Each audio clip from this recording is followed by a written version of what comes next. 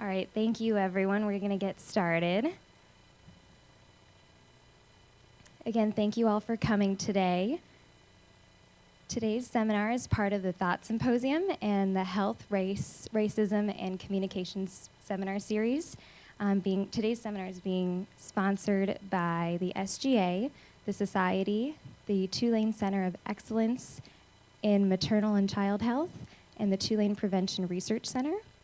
And our first speaker for this week in the seminar series today is Khalilah Collins. Ms. Collins is a social worker who recently joined the New Orleans Health Department as the coordinator of their Making Connections initiative. Her work with the health department focuses on building a plan to create community-level strategies that will enhance the mental health and well-being of African American men and boys in New Orleans.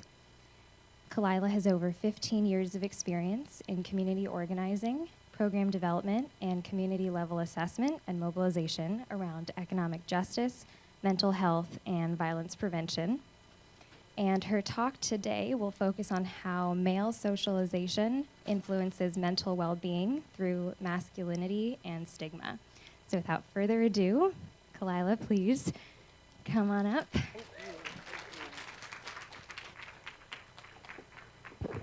Can you all hear me? In the back again, can you hear me? Okay. So good afternoon, everyone. Again, my name is Khalilah Collins with the Health Department here in New Orleans. Today we're going to talk about what I've been doing for the past 8 months. So I just joined the team back in May, working on this project. And so we're going to go through what got us here, what got me here to do this work, and then what the plan looks like moving forward, right? So I would encourage you, I know we have a question and answer period after this is over, but if you all have questions as we're going through, please feel free to throw up your hand, shout out a question, only because I know I'm going to forget something later on. I get really excited and I forget different things, and so if you misunderstand me or don't know what I'm saying, just throw up a hand and we can kind of talk about some things, all right? I'd like more interactive than I do me just talking at you all for an hour because that gets really boring, all right? Still on this side. Is it moving around too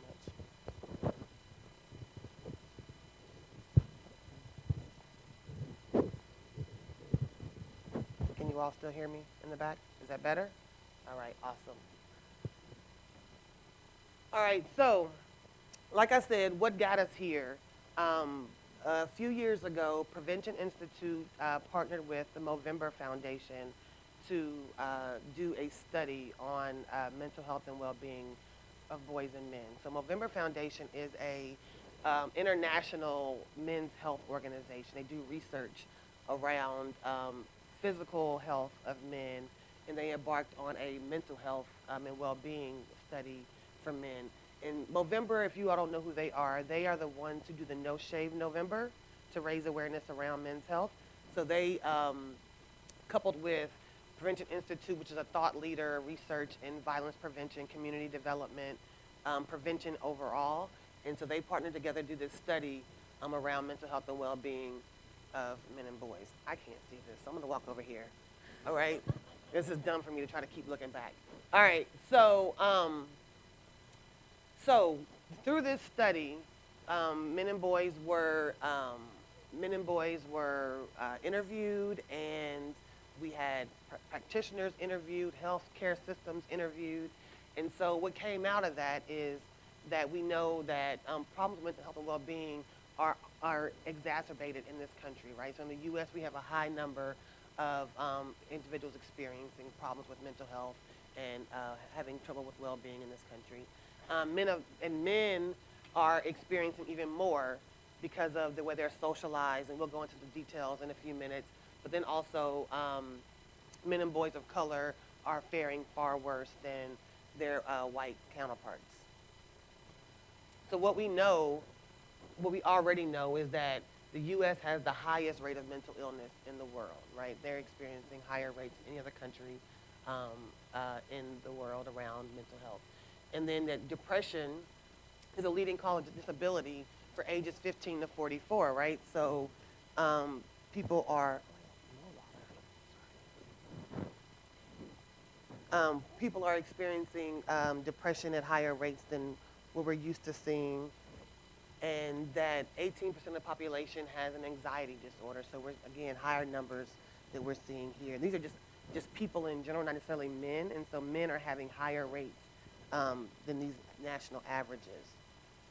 Some of the things the report contributes to these high numbers is the healthcare system being a medical model and focusing on individual treatment and prevention as opposed to looking at how we can back up and move out into more systemic or community type interventions. And so that on top of the regular risk and stress of living in the U.S., some of those structural things that we deal with, like racism, sexism, poverty, and those things are playing a role in how we're seeing these things play out. So what are the impacts that these things are having on men and boys, right? So we typically think about men as being socialized to be and do what? Like when we think about men are what? What are men supposed to be in our society? Strong, I'm gonna say hard. What else? Leaders. They don't cry. What else? Not emotional, right? Be protectors and supporters, right? Without their issues or concerns or needs being met, right? Just so they have all that under control, right?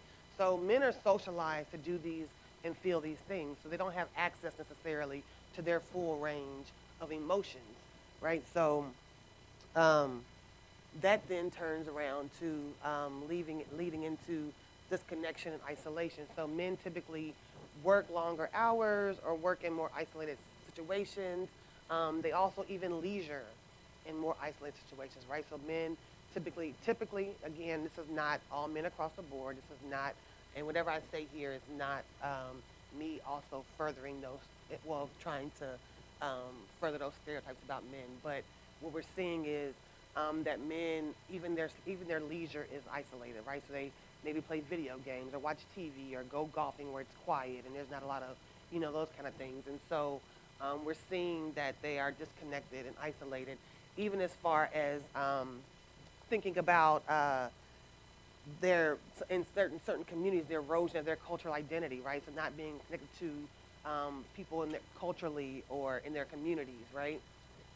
We also think about men not seeking help, right? If they're the strong ones, if they're the ones that are supposed to be the protectors and supporters, they may not seek help as often, right? And this is a funny one for me, but these next two are funny, right? Seeking help and then supports are not made for men. So if men aren't seeking the services, then services are being built, not being built for them, right? And so, which is a weird thing. So do we not have services for men because men don't show up, or vice versa, right? Like a chicken or the egg kind of thing. So those things are out there. And then we see that men have a lack of coping strategies. So the report says lack of, and I would say lack of healthy coping strategies, right? So typically men may defer to or default to unhealthy coping strategies, right? Because we all have coping strategies. The question is it healthy or unhealthy, right? So maybe when I get stressed out, I may be able to go to yoga and breathe a little bit and stretch out or whatever, but maybe somebody else might go to the bar and just drink their problems away, right? So it's not about having no coping strategies, it's about the ones that we do have access to, right? And so, and I say have access to, and also things that we've taught and been told about, right? So, so I'm gonna say lack of access to healthy coping strategies to modify this a little bit.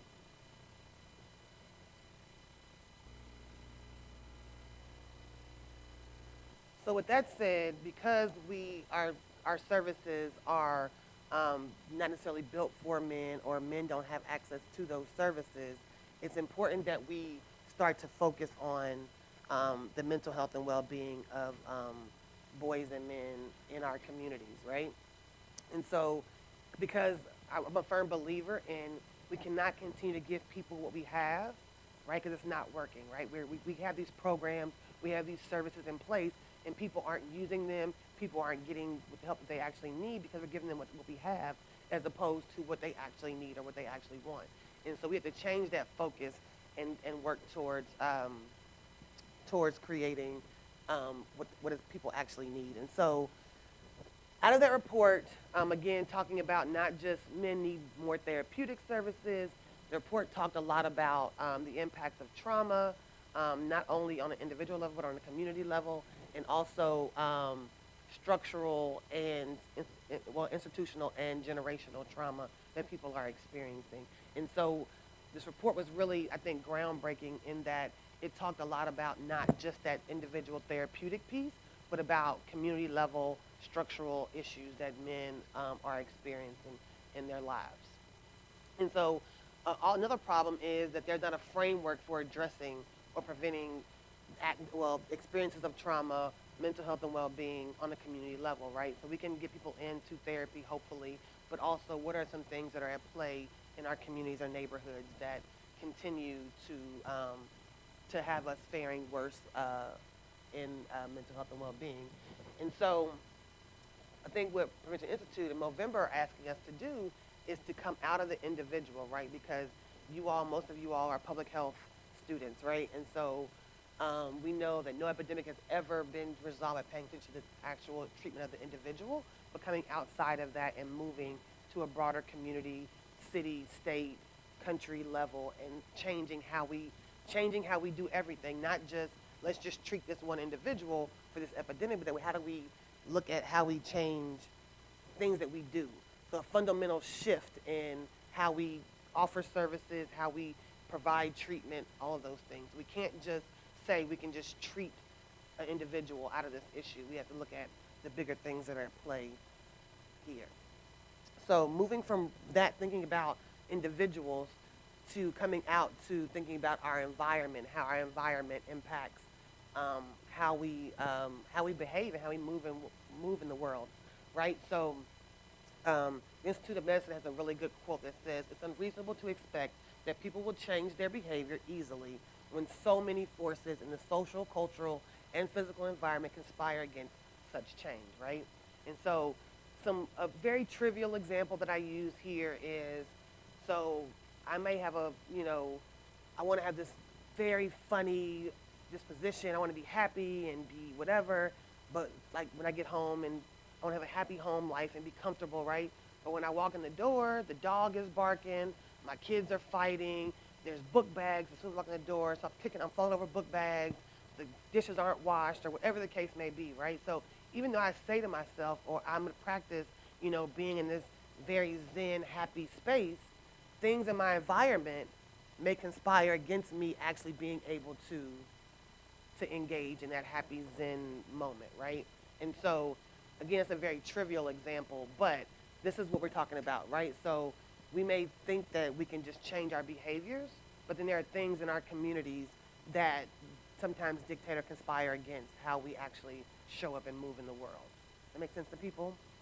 So our environment impacts us through exposure, so things such as, that can be things as big as the air that we breathe, the food that we have access to, like the toxins in the air, those kind of things. But then also messaging that we receive, or what is actually available in our communities, right? So if there's only liquor stores or there's only corners where they sell us chips and whatever, that determines how we eat, right? Or what we drink.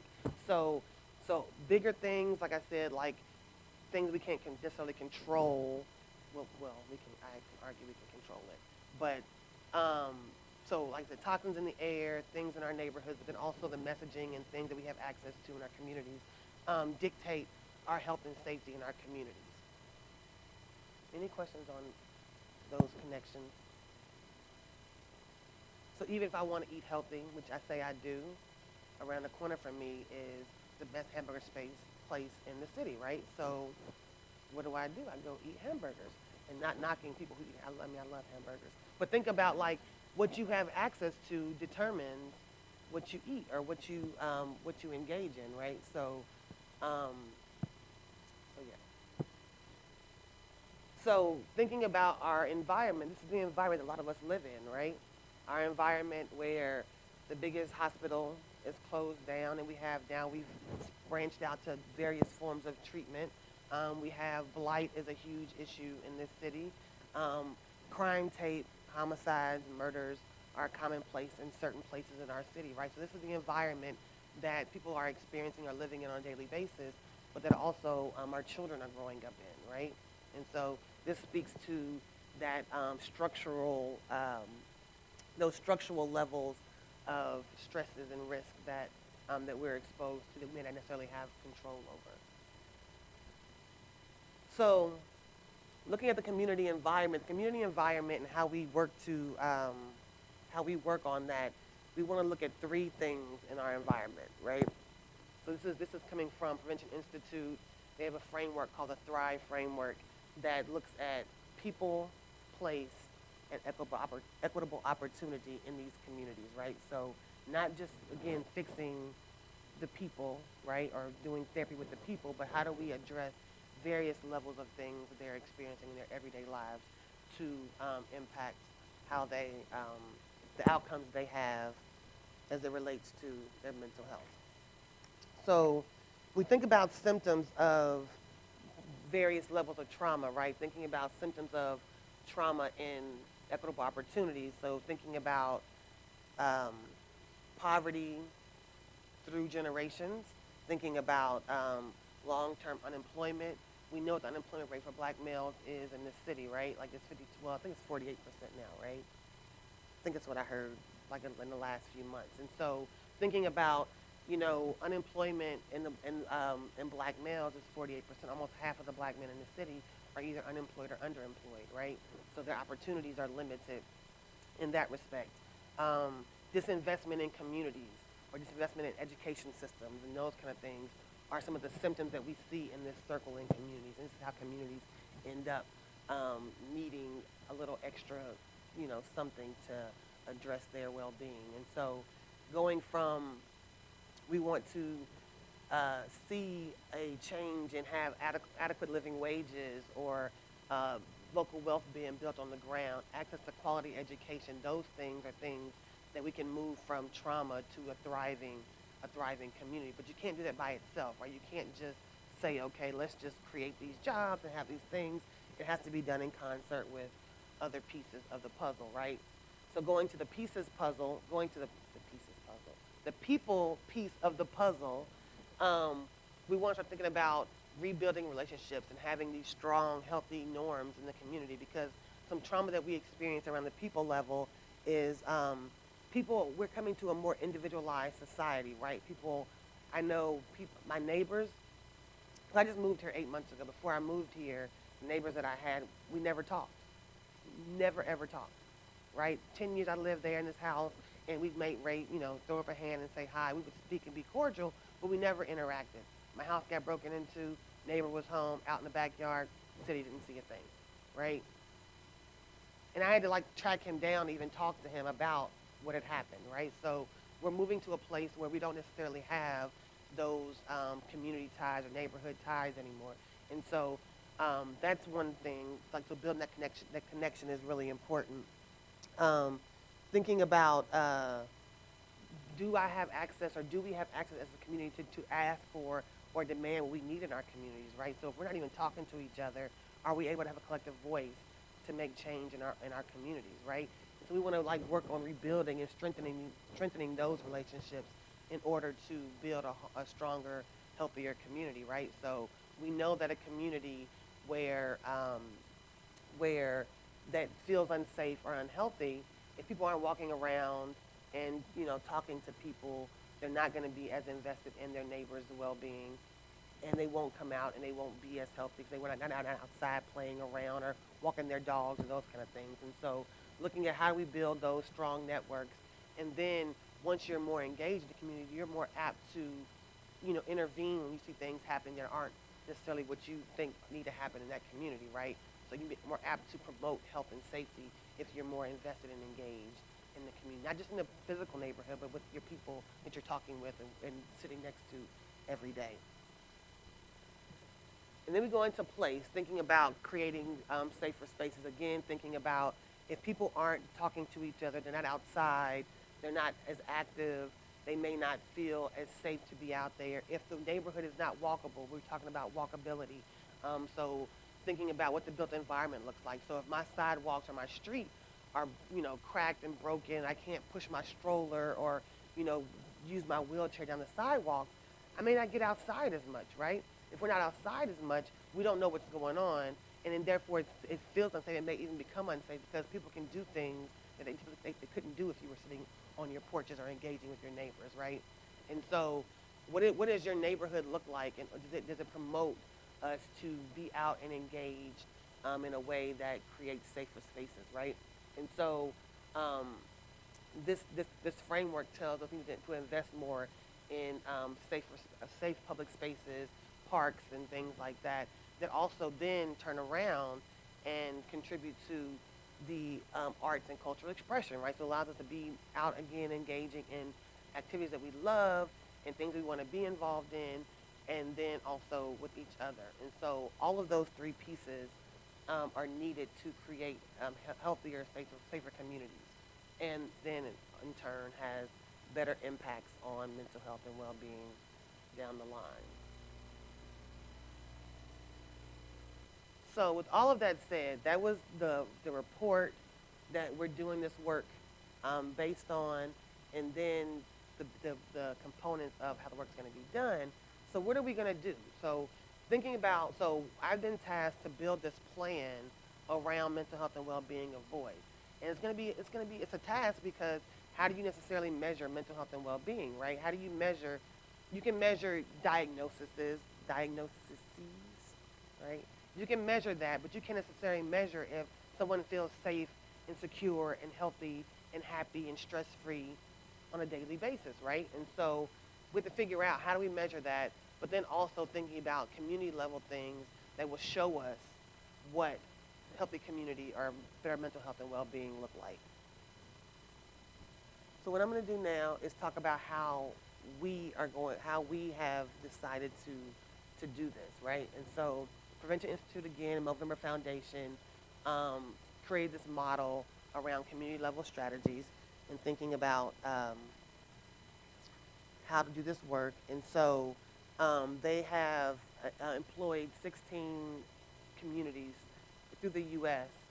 on doing this, right? So they found 16 sites to address mental health and well-being for men and boys across the country, New Orleans being one of them.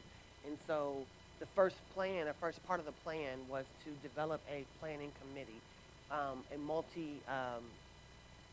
multidisciplinary team that looks at mental health and well-being, right? So on our team here locally, we have 504 HealthNet, who works with the community health centers across the city, right, or across the state, actually, I guess regionally. The Arts Council, art and culture is really important here in New Orleans, right? It's the basis of everything that happens in this city. Media people who can do documentation or who can also help us get our message out there, things like that, or who also, this person in particular has ties with civic engagement and different things. And so there's a number of different things that group does. So we decided on going into the St. Roch neighborhood. And so based on, after we were told we were going to get this planning grant or this plan building phase, we did a lot of research around where do we start, right? So New Orleans, although it's a small geographic city, it's big, right? It has a lot of stuff going on across the city. And so we knew that we couldn't implement a program like this citywide off the bat. We had to find a smaller space in order to do that work. And so after looking at, we used NOLA for Life. Y'all know what NOLA for Life is, right? The violence prevention model here in the city. Looked at their hotspots, right? So there's like 6 hotspots that the city uses to do their work in. And so we knew we couldn't do all 6 of those spots, right? It was just too much to take on at this stage in the game. And so we looked at risk and resilience factors. So what communities had high risk factors for violence, high risk factors for mental health, bad mental health outcomes, or high mental illness, but then also who had less resilience factors, right? Because all these communities have resilience factors, right? So we looked at, so we ended up in St. Roch based on the high level of risk, but then also the low resilience factor that were in the community. So we brought in the St. Roch Improvement Association, who works in St. Roch specifically on a daily basis to be part of this plan, because we cannot do the work without the community at the steering wheel, essentially. We brought in iWest to help us do some of our needs assessments, some of our data collection stuff, but also because they are thought leaders in not just mental health and well-being, but dealing with communities of color on various issues across the board. We brought in people from the mayor's office on economic opportunities. So we know that, again, black men are 48% unemployed rates. We knew we need to have access to people who can help us figure out that piece of it as well. The health department, of course, which is where I'm from, we brought in NORD to do recreation stuff, right? To think about how can recreation play into this plan and what do they have to offer to help make this plan more complete. We brought in Tulane's PRC, who are, again, they're thought leaders in research around violence prevention, healthier neighborhoods, and those kind of things.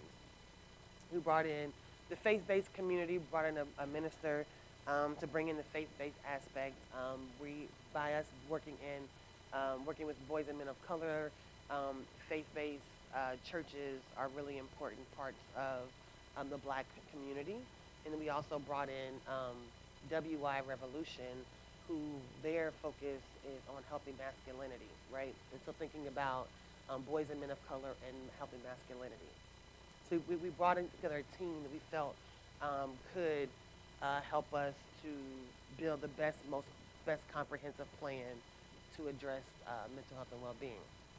So pull the team together, decided we needed to not only rely on the national data that was collected by Prevention Institute a couple of years ago, we need to talk to our people on the ground here and see what they were experiencing in the community, right?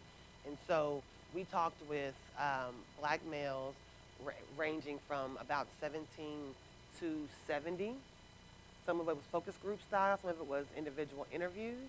And then we also talked with service providers in the community. So people who ran mentoring programs, people who did advocacy work, people who actually were mental health practitioners, and then also some of our job readiness program people were part of that conversation as well. And so focus groups were citywide, but our individual interviews were St. Roch specific. So we had data from people who actually lived in St. Roch, who live in St. Roch today. So any questions so far before I get into what we're going to do? How awesome this plan is going to be? All right. So what we found, and I'm going to bring these back. So I talked about people, place, and opportunity being the three buckets of things we need to work on to address mental health and well-being, or to build community-level strategies in a more comprehensive way. So I'm going to go back to those in the findings, right? So going back to people, this is a quote from one of the interviews that we did about how they feel about living in their community, right? And so this person says, it's a constant feeling. You never know whether it's your day or not. Like you can walk out on the street minding your own business, and next thing you know, you're gone, right? And so this feeling of you just never know what's going to happen. And so it was a really interesting thing that I realized after we did all the focus groups, after we did all of the interviews, is that there was a level of fear undergirding all of their comments and quotes and discussions. But no one ever said fear, right? No one ever said the word I'm scared. No one ever said the word that I am afraid of this, that, and the other. But it was things like this that came that always resonated to the top with us, for us. And so, again, it goes back to men being able to express all of those emotions, right? Men are not able to express, I'm afraid, right? We don't allow men to have that spectrum of emotion. So, with that said, thinking about people being one of those pillars, we decided that a goal, and based on the interviews and focus groups, that one of our major goals should be that St. Roch men and boys have the tools to increase norms and cultures that support health and safety for themselves and their community, right? So that they have access to what they need to thrive on an individual level. So this looks like, in the plan, it's going to look like access to health services, right? So Do you have access to, like actual access to go see a mental health provider, right? Can you go? Do you have insurance? Do you have, is there a clinic around you or that you feel comfortable going in? And so part of this plan is going to look like us doing Medicaid expansion signups. So people have actual insurance. We're going to look at are these clinics where they need to be positioned to get people in St. Roch to be able to go to them? Do we need to bring people out of the buildings and into the neighborhood to do these sessions? Right? So thinking about what that looks like in a different way. We also want to do a public awareness campaign and talk about how important taking care of your mental health is. I think we often think about, oh, yes, we need to eat healthy, we need to exercise, we need to do these things. Don't think about necessarily what mental health, what that means for our mental health, or what we need to do to have better mental health. And so, or we don't even address mental health, right? We don't talk about it, we don't think about it. It's just, it is what it is. I don't feel good today, but I can't tell you why. But we don't, so like a campaign to normalize the discussion around mental health, but then also normalize getting help as an option, right? We're going to also have some skill building activities, workshops, and training. So we talked a little bit about healthy masculinity, right? So how do we talk to men about what masculinity looks like? So we're going to have those conversations. We're going to have talks and workshops around mediating and resolving conflict and those types of things. We're going to talk, we'll do that in a minute. And so, so having these workshops to help men and boys in St. Roch neighborhood and hopefully eventually larger New Orleans have access to a wider range of emotions, be able to have various conversations around mental health and how they work through those issues. And then the last thing under this piece, under people, is social change, right? Building the efficacy, the social efficacy in the community to be able to ask for what they need, right? And so this is going to be a huge campaign around getting people to the table to then turn around and mobilize around whatever they find is an issue in their community. And they'll learn how to advocate for various issues. This will include things like a built environment, walkability assessment, asset mapping activities, but then also being able to come together as a collective and then do advocacy work to address those things. So moving on to place. This is one of my favorite quotes in the whole entire thing. This was a young guy, this was in the focus group, right? This was a young guy, so, like you all are in school, I have degrees and stuff, right? And so I have all these big words that I use, like built environment or, community efficacy and, all these big words that I use all the time. And so we were talking to these guys, and, he was like, how do you want us to grow as a people or have safe communities? We can't even ride down the damn street, right? And I was like, that's built environment. Yes, like perfect, you get it, right? And so this was his quote. I can't even drive on the street without hitting no cuss word, pothole. How the hell are we going to grow as community, as a people, if we still got cuss word up streets? And so you see I put hell in there, right? So you can only imagine what the other two words were, right? And so, but just having, people know, people in the community know what they're experiencing, know what they're going through, know what they're dealing with. And so it's really important that I always highlight this quote because, he said, how can we be healthy and safe and feel secure in our communities if we can't even ride down the street, right? We can't even drive our cars down our streets. And so that turned around after multiple conversations to goal number 2, which is St. Roch men and boys will have increased utilization of open public spaces to facilitate art, recreation, and cultural expression, right? So not only is it going to help us get our streets better, right? Like I said, we can do built environment assessment to see how walkable or how livable our communities are, but then also how do we engage in the spaces that we do have in our community. So St. Roch Park, which is pictured down, well, both of them are St. Roch Park, is a huge, beautiful park space right in the heart of St. Roch. Yes, ma'am.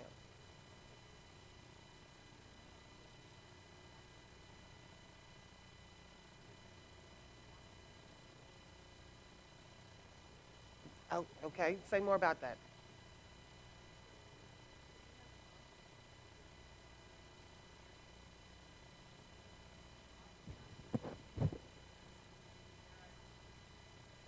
Mhm.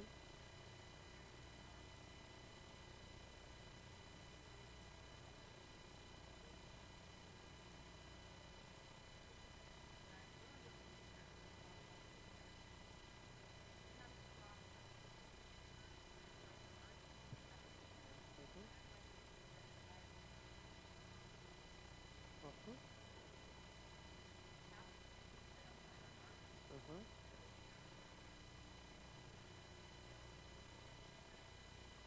Right.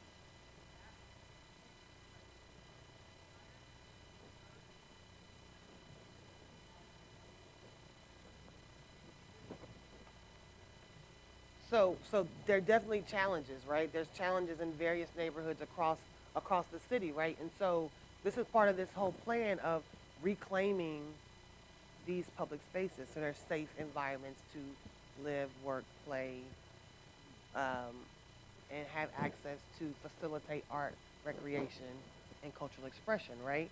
And um, so yeah, we're not going to deny that St. Roch doesn't have its share of issues, right? Since I've been here, St. Roch has led the city in violent crimes, homicides in the city. So we're not going to say this like this is. That's why we're in here, though, right?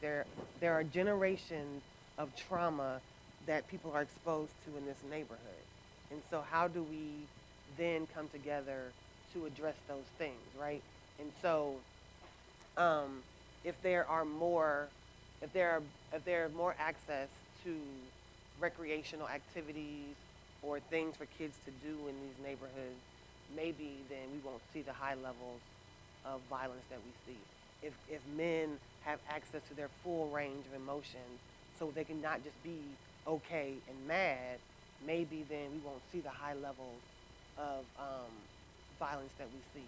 Maybe if we think about how do we resolve conflict in a healthy way, right? Maybe we wouldn't have these high levels of, of violence in these communities. And so um, thank you for bringing that out because I think that's definitely a talking point that um, I tried to like, I don't want to say glaze or gloss over, but um, this is not this is not easy work, right? We have communities that are struggling and have a lot of stuff with them, right?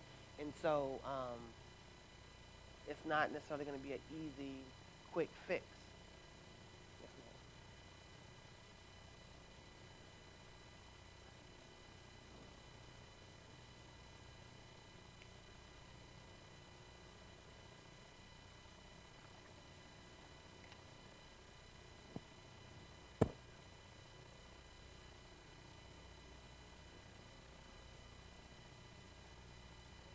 no, totally, right? So thinking about, oh, she asked, how do we deal with norms that are already so um, firmly planted in our community? So things like if someone hits you, you hit them back, right? Or and so if you are supposed and you don't want to be viewed as soft or whatever, right? So how do we deal with those things?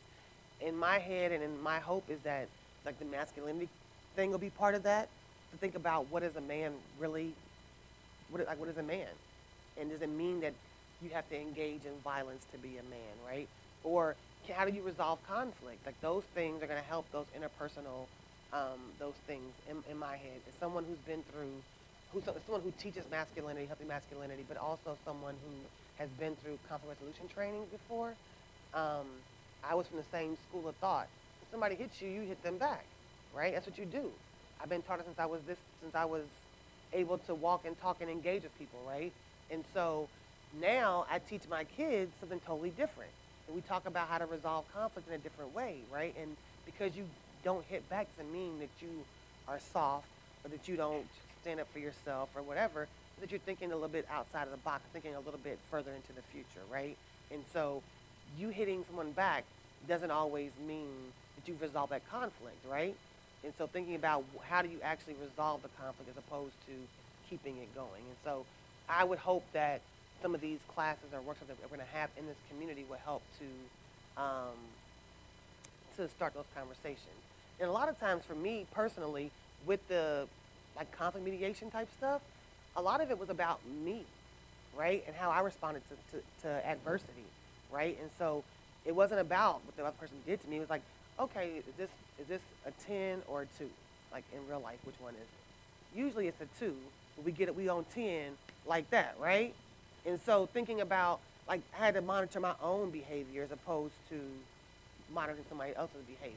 I think that we oftentimes are reactive and not necessarily thinking about, like, okay, is this really worthy of a 10 right now?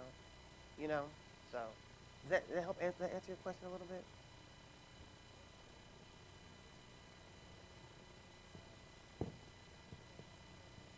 So, yeah, so the question was, are these classes going to be only with youth or across age range? And so my hope is that we're going to build across intergenerationally, because I think what we do a great disservice, and this is my opinion, this is not the health department's opinion, this is not Tulane's opinion, this is my opinion, that we do a great disservice to our children, because we're all about saving babies, right? We're all about pulling these kids out of their communities, teaching them skills and doing X, Y, and Z, and then sending them back into the same environment in which they live and have to deal with every single day. And so we end up losing because we're not engaging everyone around them. The example that I always use is new math. It's the worst thing. I mean, some of you all probably know new math because y'all are a lot younger than me. And y'all probably like, oh, we love new math. No, it's the worst, right? You divide by you drop it down, you carry and do all of that, but no, y'all don't do all that stuff anymore, right? And so my kids go to school, they learn this new math, and they love it, it's great, they're getting A's on the test. They come home and help with their homework, and I have no idea what to do, how to support them. They don't bring books home. They don't get books in school anymore. I don't know when that stopped happening, right? And so I can't support my kids and what they're learning because I don't even know what they're learning. So we cannot continue to build programs and projects where community's not involved in order to support these kids when they come back into their communities, right? So I think that, in my opinion, what needs to happen is there's ways to have all these conversations at an age-appropriate level, right? We can talk about masculinity we socialize children from birth around gender roles and gender norms, right? So we can start having these conversations at a very early age. Well, I mean, even conception. Like, we socialize our kids before they even come into the world, right? Because, like, when we have a girl, what do? Oh, mommy and daddy's little baby, or whatever we say, and we're talking all soft. And if it's a boy, we talk all rough. There's ways we can have these talks at a very early age-appropriate conversations, and then we can go, on up. And so I think that we cannot continue just to talk to young people and then send them back into environments that don't support what they're learning. Did I see their hand somewhere? No? All right. So goal number 2, safe spaces, public spaces, the built environment. So we're looking at doing some direct work with the recreation department here to build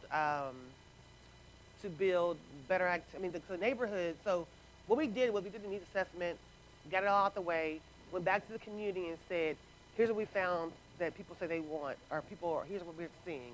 People are saying these things. And so what do you all think needs to happen in this community to make it safer and healthier for everyone here?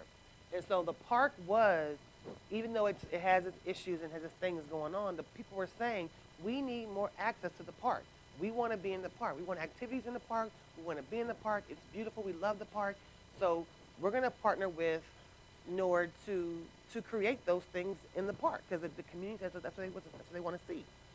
So also, working with a group called Project Heal, which is a long story on what they do, but they have an arts and culture component to what they're doing. And so it's basically the same thing that we're doing, but with a more arts and culture spin to it. And so I'm not an artist.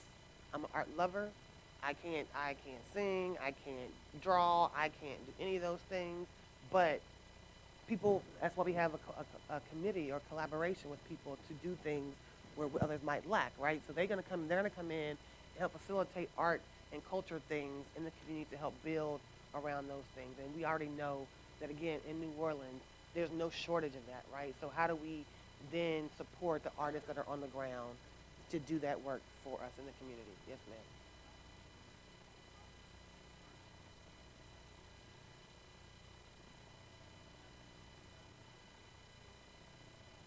Mhm.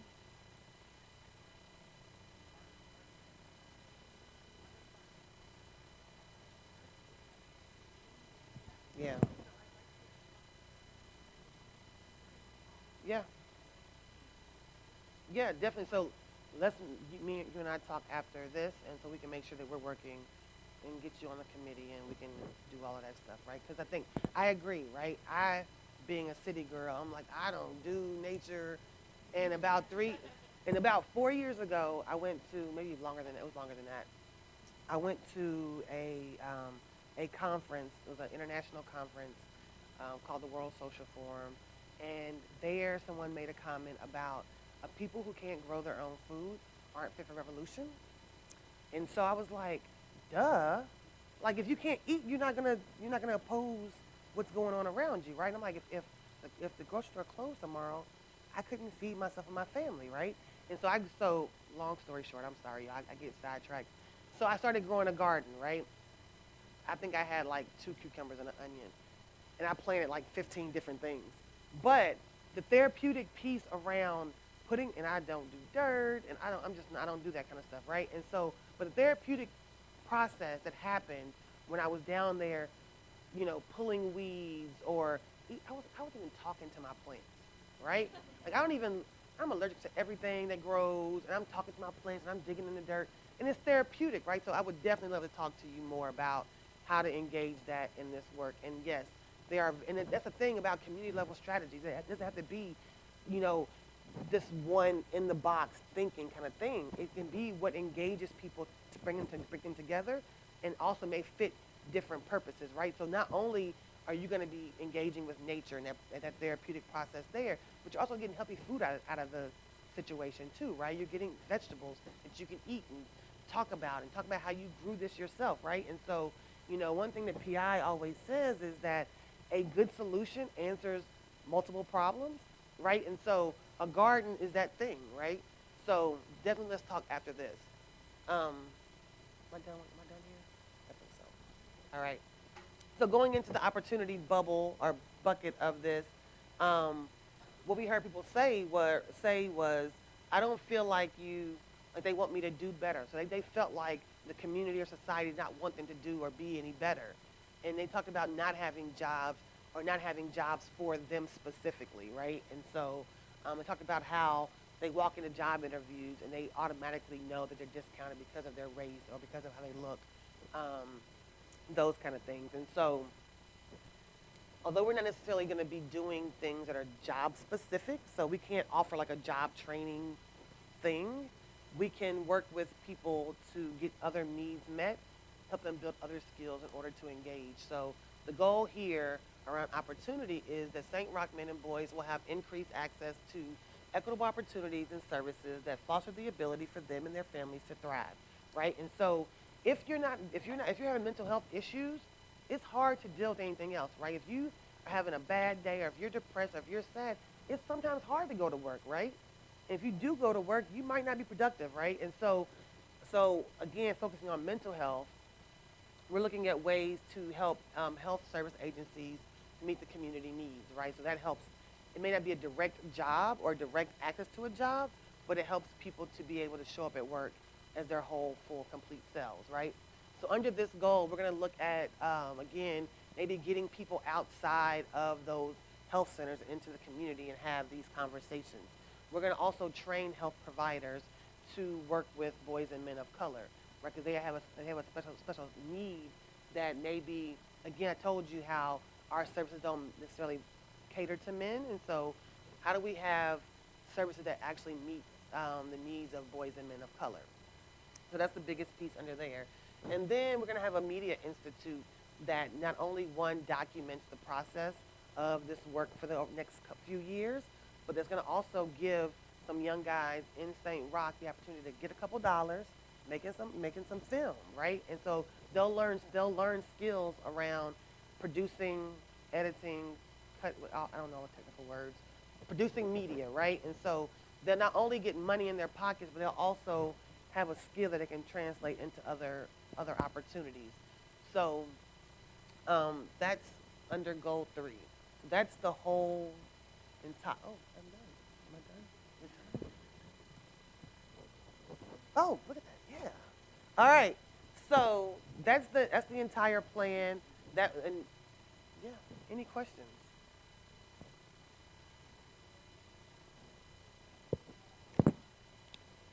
Oh, sorry.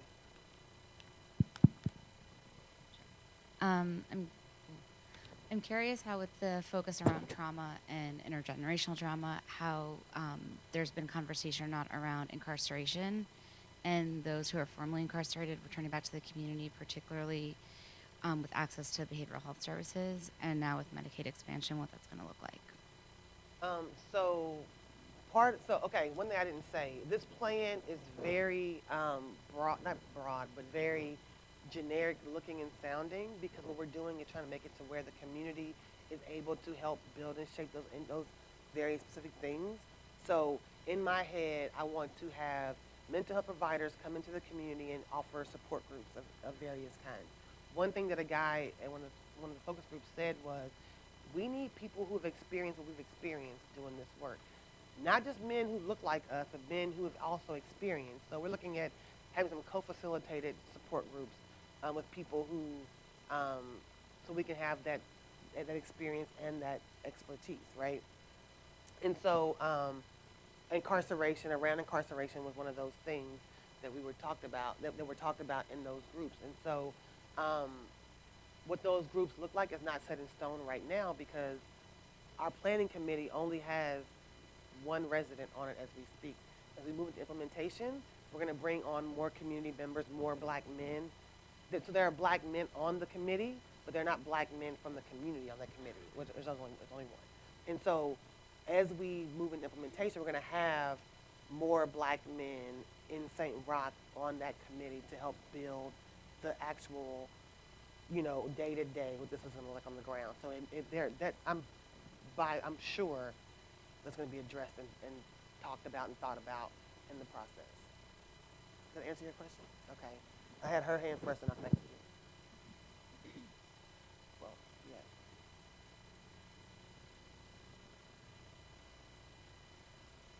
Thank you, first of all, for all your work. I'm curious about the trifecta thing with the equitable environment and the people pieces around norms. It seems like a lot of the spaces should be and are reserved for Black community talking to Black community. And for those of us that are not part of that community, I'm wondering what is the most salient things that we can do to foster norms that work towards that community-wide care for the entire community, if that makes sense, in our own spaces. So St. Roch is a community that's changing very rapidly, and so although our focus is on black men specifically, I don't think that we can negate the community as a whole.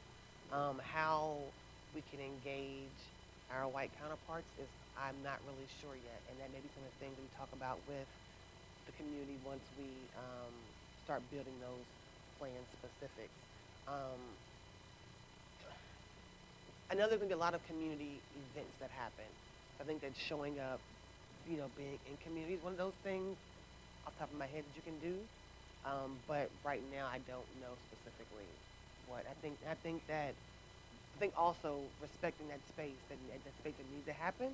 Sometimes we need to have just like black spaces to address and talk about and deal with, or not even just black men spaces that address and deal with those things. And so being respectful of that is number one. Number two, supporting by coming out to community events. But then also talking to your people, right? Like, talk to your people and tell them, like, this is what needs to happen in our communities, and here's how you can support in various ways. And so, I mean, if anytime a white person asks me, what can you support? Get your people. That's my answer. Is that helpful? Okay.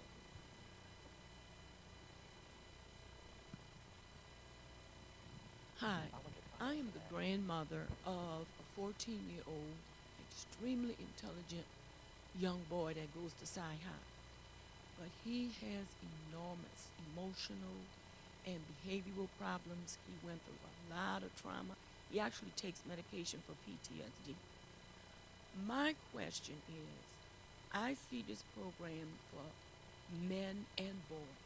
And I didn't hear a whole heck of a lot what we're going to do for these youngsters, particularly in school. There's, to me, nothing in the school system or at the board level like a mental health officer. But at Sci High, he's getting a lot of help. He goes to psychiatrist monthly, he takes medications. We go through the thing with counseling. But at this level and in your position, what can we do more for really the young boys? So this project is not necessarily equipped to handle that individual piece. And so I think that creating some spaces where young boys and men can talk about some of the things that they're experiencing is what we can do on this project. But the individual therapy piece, we don't necessarily have the ability. Yeah, see, I'm out of the schools as well. I'm in the community. So how do we build supportive community to support these young boys is what I have to do, right?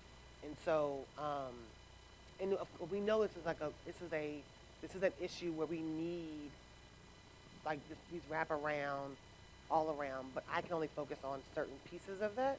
And so I think that as we start having the talks around what boys and men of color in St. Roch need, we can talk more about like what things we can advocate for. So if it comes out of the group that boys and men or the community saying that we need more advocates in the school or more therapists in the school, we can figure out how to advocate or figure out how to work that into the plan to get it to happen. Does that make sense?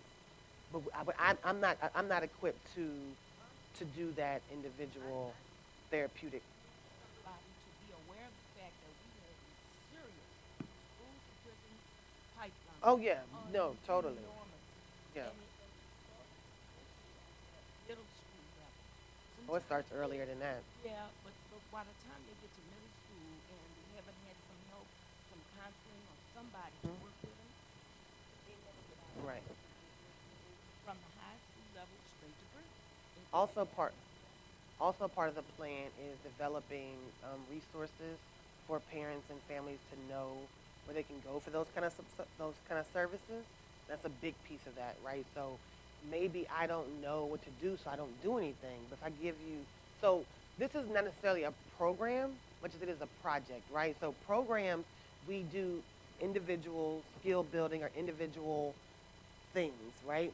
We're not doing those things. We are giving people tools to do things for themselves, right? And so, so we're gonna create this toolkit or this resource guide to give to families and parents to work with their young people, but we can't provide that service per se. Does that make sense? So to answer your question, we don't necessarily, we can't do that, but we can give you resources and maybe even help figuring out some access points as well. My question is on the planning committee, because she does make a good point, because I've seen that myself just working in the field. Is there anyone that has experience working at the with the educational system with mental health? Because then they could advocate for those students and, explain what's going on or describe the situation at that level. Because I do agree that the school is a part of the community. So to reach the community, you would have to also include the schools. And that was my question. Do you have anyone that sits on your committee that is, that works with mental health at the school system level? So they don't necessarily work in the schools as a mental health provider, but there are some people on the committee that do advocacy work around trauma-informed care, mental health in the school setting, and I'm one of those people. So I sit on a board on a committee that does trauma-informed schools work, and there's people on a committee that work from like iWest and different places that do that work as well, and they go in and they train schools on how to be better around trauma. So I got a hand back here, and I'm gonna get you. Okay? Oh no. Just wanted to follow up with Ms. Selena's question, because I think that there's a really good point that after-school programs are far and few between, and it's really about a transportation issue in the city right now with all of the different charters and the buses going back and forth. It's a very inefficient use of the transportation system that gets kids to school and after school. And unless we address that program, that issue, even if you did create an after-school program, there's no way for those children to get there. But for your grandson, if he had spaces that he could go and practice the skills that he's learning at school and through his counseling and be able to interact socially in safe spaces. This is like critical that we create these environments. And so the big thing is how do we get them there? Where's the transportation come in? And I really like that you're taking an approach, start local, start in one spot, figure it out, create a template, and then offer it to other neighborhoods. And then it goes back to what someone asked over here earlier about, is this just for youth? And so like thinking about how do we create supportive adults, right? And so we're looking at bringing in small business owners, also training family and friends, family and parents around like mental health first aid and things like that to help like some of those immediate triage kind of things. But again, this is not necessarily an after-school program or a program at all. It's a project, so they can help people build skills, efficacy to do things for themselves, or advocate for themselves, or find resources they didn't have access to before. And so, but I think that transportation definitely is one of those things we can put on that list of things we want to advocate for or around in the future.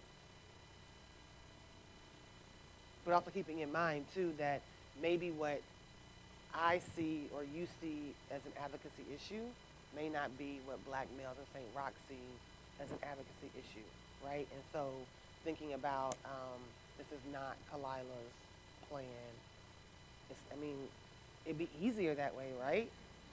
If I could say, I want these top 3 issues to be addressed, bam, let's get out here and organize and make it happen.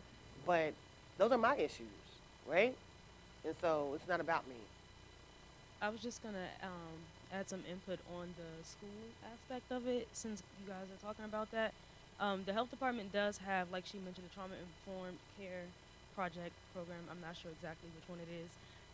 And it is taking place in the schools. They have a behavioral health council that addresses mental and behavioral health issues. So there is something being done. It's just not, maybe you don't see it quite yet. But I just wanted to let you guys know that does exist. Yeah, so that, like I said, the trauma-informed school stuff is happening, behavioral health is happening. I think that the thing of having more mental health professionals in the schools, like, we're not working on that right this second, right? Well, yeah, and it's a bigger issue than just, training teachers to be more equipped to deal with trauma, kids who've experienced trauma. So it's a lot of, but again, this is only one piece of the huge puzzle that needs to help to address desperate outcomes in health and mental health in our communities, right? So yeah. Any other questions, thoughts, concerns?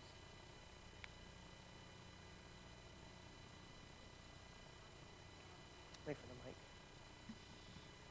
When you were talking about the focus groups and some of the individual interviews that you guys conducted, was there any consideration with tenure in the community?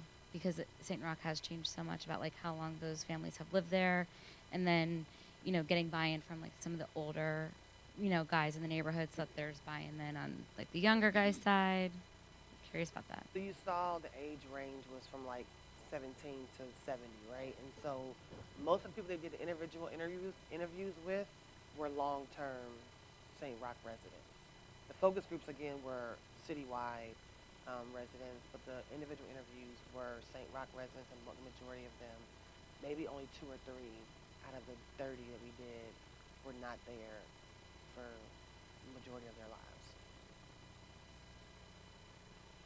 Did you find any differences in generations? No. Okay. Just So it was almost disheartening, right? Because I thought like everybody was saying the same thing. The 17-year-olds are saying they're the 70-year-olds, and so I thought it would be different, but it wasn't. And so they're all experiencing issues around getting jobs. They're all experiencing issues around taking care of their families, whether it's the 17-year-old taking care of his mom or the 70-year-old taking care of his partner, right? And so it wasn't very different. And like I said, that fear was definitely a overarching, and I'm using the word fear. The word fear was never used. Was an overarching thing. And even dealing with going to jail and all of those things were consistent across the ages. On an asset side to that, though, the amazing thing is that the younger generation has social media skills. So the technology skills are there, and most everybody has a cell phone, which gives them access to a bigger, broader. So that's the huge difference between the older generation and the new generation, is that there's some built-in skill sets that are already there that we can just, tweak and amplify in a way that can meet the older generation. So I think the asset-based process is really important to look at too. Oh, Yeah. So And I recognize this whole thing is like a deficit model, but through these interviews, not only so, I give you these harsh quotes and think about, oh, these poor people know. Like, I did not leave these focus groups or interviews like disheartened at all, right? These people get up every day and work and live and love and play and all those things and survive, right? And so it's not like I should have had some better quotes, right? Because again, this young guy tells me we can't even ride down our damn streets, right? That's even acknowledging that is a hindrance to his well-being is a strength, right? And so they have the answers. The idea around so one guy in focus group told us about him really wanting a group around people who have been incarcerated, because sometimes you might still have urges to do what you did to get you in trouble in the first place. You could be, you could have came out of the jail and changed your life, and sometimes you still have some urges. But I need somebody who can understand that to talk with me, right? And so that's why the plan is so broad and so open, because I can't tell them what they need. They know what they need, right? And so it's my job to make it happen and facilitate it, to make the process happen, right? But they have all the answers, because they know what's missing, they know what's great, they know what they need. So there are so many strengths that I can't even, and they're funny and they're the best, but we'll go all in the conversation. Yeah. So maybe one more question. We were a little late, so I don't know if you shared your presentation with us. Was there a handout?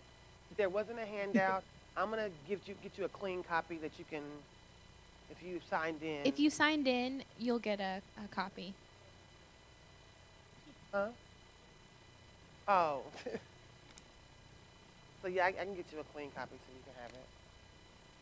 Well, let's all give a big round of applause for Khalilah.